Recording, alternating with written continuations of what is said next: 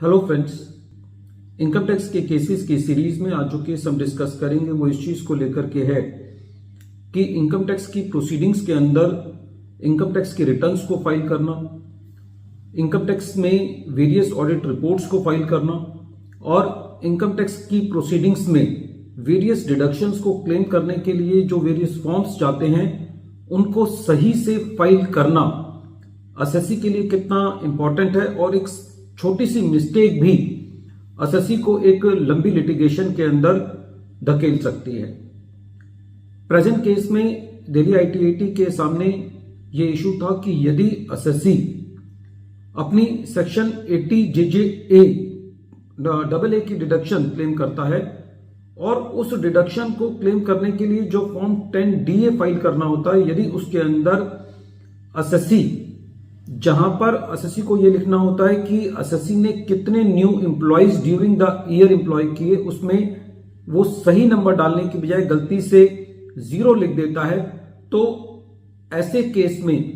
यदि assessee during the assessment proceedings अपना सही फॉर्म फाइल कर देता है ईओ के सामने, तो क्या असेसी को खाली इस बिना पर डिडक्शन डिसअलाउ की जानी चाहिए कि असेसी ने अपना सही फॉर्म रिटर्न फाइलिंग की डेट तक फाइल नहीं किया? यही इशू ट्रिब्यूनल ने अपने case OC sweater LLP versus income tax officer के केस में डिसाइड किया और यह case 127 ITR tribunal short notes 39 पर रिपोर्ट हुआ और इस केस का जजमेंट 26 सितंबर 2025 को आया। प्रेजेंट केस में असेसी का जो बिजनेस है वो वियरिंग अपरेल्स की मैन्युफैक्चरिंग करना है। असेसी ने ड्यूरिंग द ईयर कुछ नए एम्प्लॉय किए और सेक्शन 80 JJA के अंदर उसका जो स्पेशल डिडक्शन मिलता है उसको क्लेम किया और ये अमाउंट 30,34,160 था।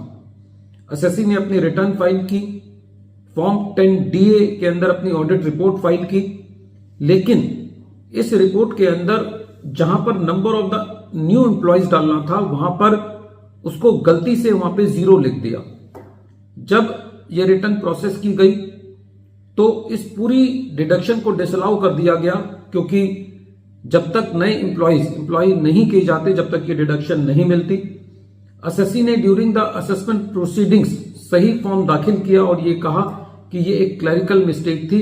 लेकिन असेसिंग ऑफिसर ने ये कहकर के उस डिडक्शन को डिसअलाउ कर दिया कि जो असेसी है उसने न्यू एम्प्लॉइज जो है वो सही नहीं दिखाए, 0 दिखाए हैं और वो फॉर्म इनकम्प्लीट है। इस पर असेसी का ये कहना था कि असेसी ने अब दूसरा फॉर्म फाइल कर दिया है और असेसी को खाली इस वजह से एक क्लरिकल या टेक्निकल मिस्टेक की वजह से डिडक्शन डिसअलाउ नहीं की जानी चाहिए, लेकिन ईओ ने उस डिडक्शन को अलाउ नहीं किया। जब यह मैटर CIT अपील के पास था तो CIT अपील ने भी ईओ के ऑर्डर को अपील रखा। ये बड़ी तकलीफ की बात है कि ऐसे सिंपल मैटर्स में जहां पर ट्रिब्यूनल्स का और हाई कोर्ट्स का बहुत क्लियर कट मैसेज है कि खाली प्रोसीजरल लैप्सेस की वजह से असेसी को का अननेसेसरी का डिसअलाउंसेस नहीं किए जाने चाहिए, वहां पर भी CIT अपील से असेसी को रिलीफ नहीं मिलता। जब ये मैटर ट्रिब्यूनल के पास गया तो ट्रिब्यूनल का ये कहना था कि प्रेजेंट केस के अंदर असेसी को 80 JJA का डिडक्शन खाली इस वजह से डिसअलाउ नहीं किया जाना चाहिए कि असेसी से वो फॉर्म फाइल करते वक्त कोई क्लरिकल मिस्टेक हुई है। यदि असेसी ने ड्यूरिंग द असेसमेंट प्रोसीडिंग्स उस फॉर्म को सही करके फाइल कर दिया है तो असेसी को वो डिडक्शन मिलनी चाहिए। ट्रिब्यूनल ने ये कहा कि क्योंकि प्रेजेंट केस में जो 80 JJA की डिडक्शन को असेसिंग ऑफिसर वेरीफाई नहीं कर पाया है, तो ऐसे केस में उस मैटर को रिमांड बैक किया जाना चाहिए ईओ के पास उस डिडक्शन को वेरीफाई करने के लिए और फिर वो डिडक्शन अलाउ की जानी चाहिए यदि एसएससी का वो क्लेम सही है। फ्रेंड्स, इस पूरे केस से जो टेक अवे है वो ये है कि इन फॉर्म्स को फाइल करने में पूरी सावधानी बरती जानी चाहिए। यदि एक बार आपने मिस्टेक कर दिया